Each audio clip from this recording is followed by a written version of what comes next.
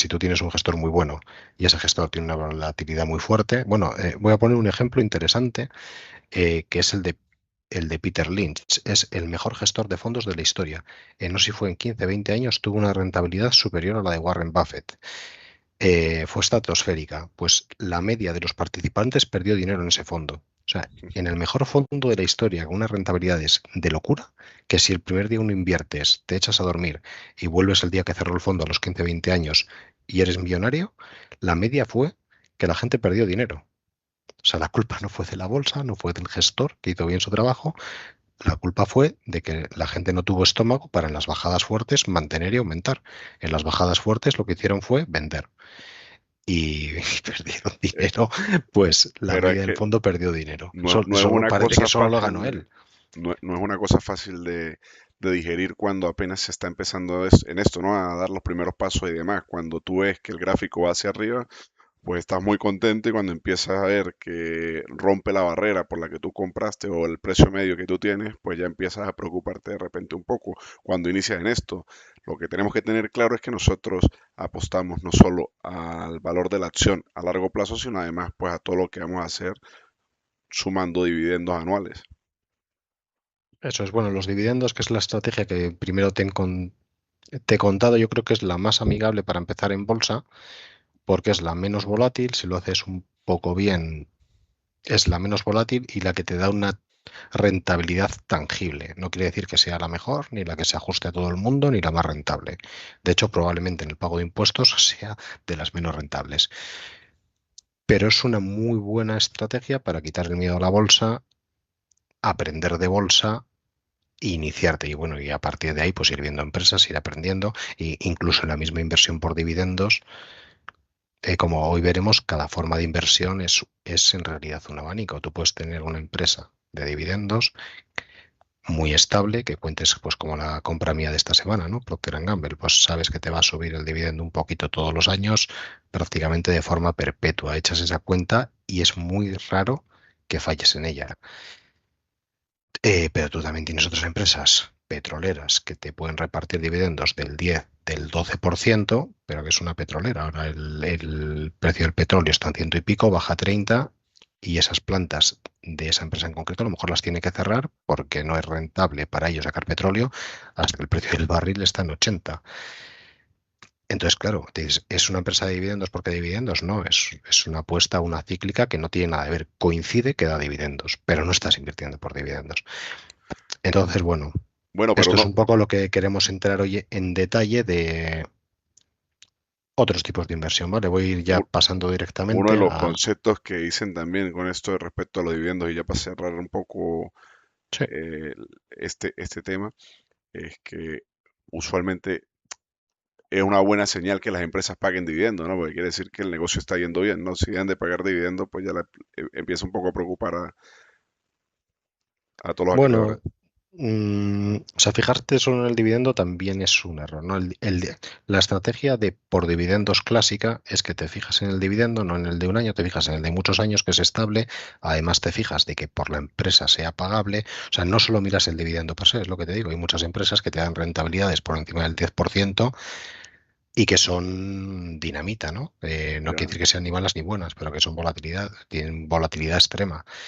Eh, entonces, claro, el dividendo se puede convertir en una señal cuando analizas otras muchas cosas, ¿no? Pues que te dan menos de lo que la empresa gana, que si el dividendo sube es porque el beneficio sube, porque el flujo de caja sube, bueno, por una serie de cosas, ¿no? Eso es sí, una estrategia concreta que no ya entraremos muy igual, en detalle, la contaremos, sí, nos apoyamos en ella. Yo mis primeras posiciones no están en dividendos, pero tengo una parte importante de la cartera en dividendos.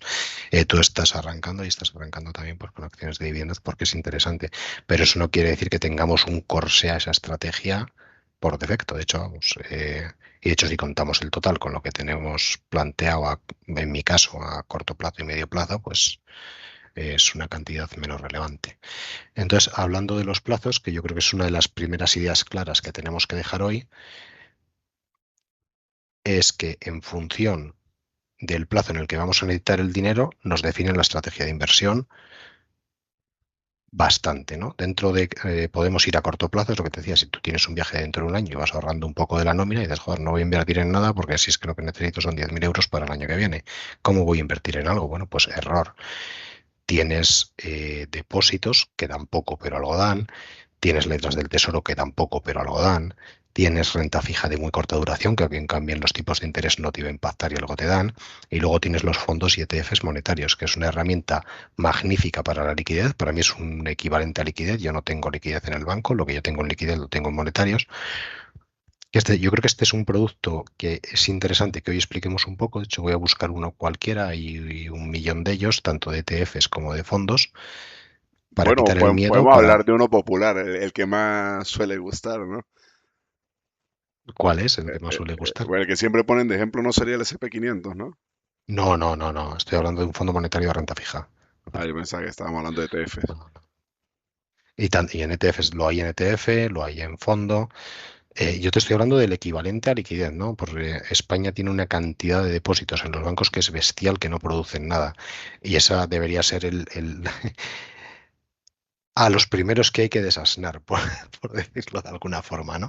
Entonces, mira, os voy a poner aquí delante una gráfica, pues, de un ETF, ¿no? Pues para que la gente, uy, que la verdad es que no quisiera hacer publicidad de nadie, pero bueno, es uno y como esté hay 1.000.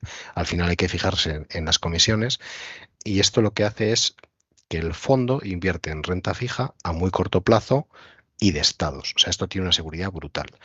Les hay que siguen los tipos de interés a un día, que existe ese indicador. Entonces, bueno, si ahora mismo los tipos de interés en Europa están a un 2% y en Estados Unidos a un 4% aproximadamente, cogiendo un fondo en dólares o en euros de eso, pues te llevas eso y tú te vas todas las noches a la cama y cuando se te actualiza el valor del fondo, te ha subido un poquitito, pues algo que va a llegar a ser el 2% en todo el año.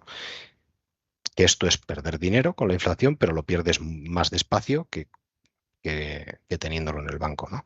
Entonces, esto es un producto ultra seguro en el que tú empiezas a entrar, ¿vale? Esto si le pongo la gráfica a largo plazo, si alguien entra estilo B, pues claro, aquí pasa una cosa rara, que es que se perdió un poco de dinero cuando los tipos de interés estuvo al 0%, que es una anomalía histórica, pero a partir de la crisis de 2008 ocurrió. Esto no volverá a ocurrir, pero es que además si ocurre te enteras, si los tipos de interés están al 0%, te enteras, entonces con sacarlo lo tienes hecho.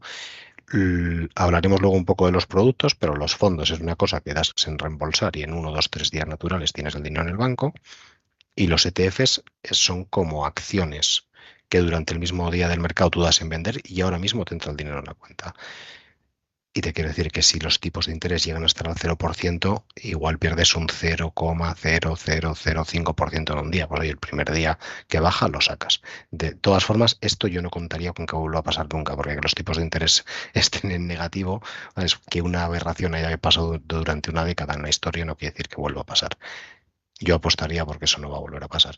Entonces, si nos vamos a los últimos tiempos, tú ves como aquí tienes tu dinero y bueno, parece que ganas mucho porque la gráfica se amplía para enseñarte el máximo y el mínimo, eh, pero bueno, ya vemos que el que tenía 2.564 euros en abril del 25, pues ahora tiene 2.617. O sea, ganas muy poco, pero muy seguro y sin volatilidad. Pues este sería el extremo del corto plazo, ¿no? Es decir, mira, no quiero perder bajo ningún concepto, pues oye, tengo esta opción para tener ese Y dinero a corto aquí plazo. no cobran las operaciones. O sea, no hay que tener cuidado con eso. Al final, si terminas Que entrando hombre, al final un fondo y un ETF tiene una comisión interna y si compras y vendes tiene comisiones, lógicamente, como cualquier producto. Sí, entonces el detalle está, si vas a hay que tener también cuidado, si vas a meter muy poco realmente, si te va a ser rentable lo que vas a ganar en cuanto a los intereses, ¿no? bueno, depende el broker que tengas. Para ciertos fondos y cientos de ETFs, vale, como no va esto a hacer publicidad, pero hay ciertos brokers y casas que te cobran cero. Luego tienes la comisión interna del ETF, que por supuesto, si eso te está dando un 2% es después de esa comisión ya. Estos productos son los que cuando tú vas con el dinero al banco, cuando ellos no tienen en qué invertir y dar hipotecas, es donde el banco mete ese dinero. Y a ti te promete un depósito que te dice, mira, te doy el 3% 6 meses y luego nada.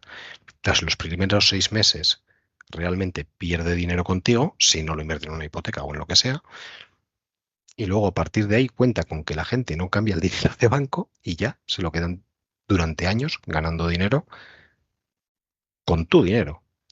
Entonces, bueno, esto lo hemos explicado un poquito más, ¿no? Porque es la alternativa oye, tengo que quitar el miedo y empezar con algún producto de inversión. Pues hay que buscar fondo monetario, ETF monetario, mirar las comisiones y las más bajas. Se suele llamar, pues, en inglés short term, en español corto plazo, depende si lo vas a hacer en dólares o en euros. Lo más normal para alguien que empieza igual es que lo haga en euros, uno que sea UCITS, que está regulado por el mercado europeo, digamos, ¿no? Y son los que están registrados y con los que no vas a tener ningún problema de ningún tipo. Y bueno, pues tendrás una rentabilidad bajísima, segura y pues bueno, ya tendrás un broker abierto que te da acceso a productos y podrás ir pues con cantidades pequeñas probando otras cosas. Yo creo que es interesante. Y otra